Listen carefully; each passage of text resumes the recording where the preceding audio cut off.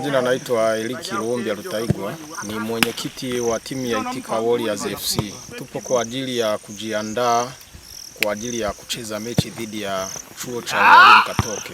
Kwa hiyo ni maandalizi, tunajipanga, tunatarajia kwenda huko mwishoni mwa mwezi wa 5. Kwa mujibu wa taratibu zetu ni lazima tuhudhurie na kuweka wachezaji katika hali nzuri. Mipango mikakati iliyopo kwa sasa hivi ni kikosi chetu kiko imara kwa sababu tunaendelea kufanya uchambuzi wa kupata wachezaji imara, sehemu zilizokuwa zinavuja tunaziziba. Kwa hiyo kwa hali ya sasa kikosi kiko vizuri. Wana Kagera na wana Misenyi tunatakiwa kusapoti timu yetu ya Itika Warriors FC, lakini sio hilo tu. Tunatakiwa kuwasapoti vijana wote wanaoonyesha moyo wa kuwa kuwa wanahitaji kuendelezwa katika upande wa kisoka.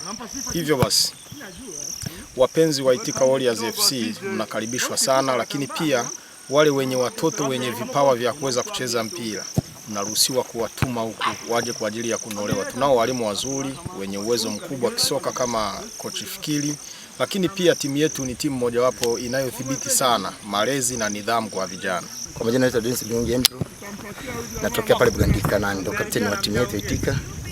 Kijumla tunashukuru Mwenyezi Mungu kwa anavyozidi kujalia afya njema kwa wachezaji, viongozi na timu yote kwa jumla. Sisi kama wachezaji tumejiandaa na tupo hapa katika kupokea ya kocha, maelekezo ya kocha ili tuweze kufanikisha lile liko mbele yetu. Kama ulivyoelezea pale awali kwamba tuna mechi dhidi ya Katoke. Nadhani tu tumesubiri maelekezo kutoka kwa walimu.